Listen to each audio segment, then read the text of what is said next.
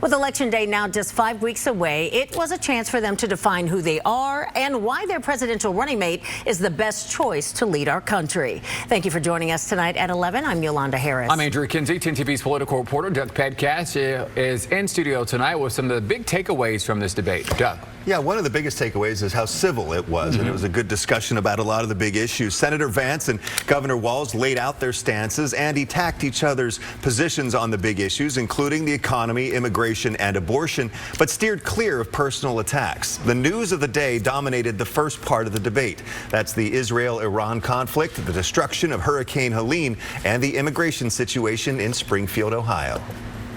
Donald Trump recognized that for people to fear the United States, you needed peace through strength. We had a coalition of nations that had boxed Iran's nuclear program in, the inability to advance it. Donald Trump pulled that program and put nothing else in its place. Ohio Senator J.D. Vance and Minnesota Governor Tim Walz went back and forth on the escalating conflict between Israel and Iran after Iran launched at least 180 missiles into Israel Tuesday.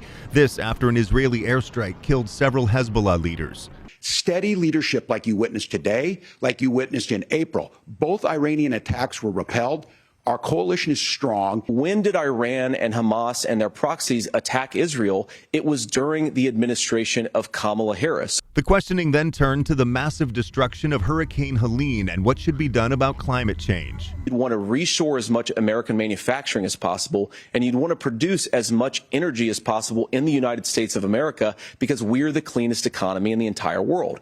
We are producing more natural gas and more oil at any time than we ever have. We're also producing more clean energy. On immigration, the two also disagreed, with Walz pointing to the border security bill that ultimately failed. But as soon as I was getting ready to pass and actually tackle this, Donald Trump said no, told them to vote against it because it gives him a campaign issue. I think the first thing that we do is we start with the criminal migrants. About 1 million of those people have committed some form of crime in addition to crossing the border illegally. I think you start with deportations on those folks. That part of the debate also turned to the false claims former President Trump and Vance amplified about Haitian immigrants in Springfield, Ohio, harming pets. Talking about and saying, I will create stories to bring attention to this. That vilified a large number of people who were here legally in the community of Springfield. In Springfield, Ohio, and in communities all across this country, you've got schools that are overwhelmed. You've got hospitals that are overwhelmed. You have got housing that is totally unaffordable because we brought in millions of illegal immigrants to compete with Americans for scarce homes. And again, this was likely the last chance for voters to see either the presidential or vice presidential candidates debate. No other debates are scheduled as of right now.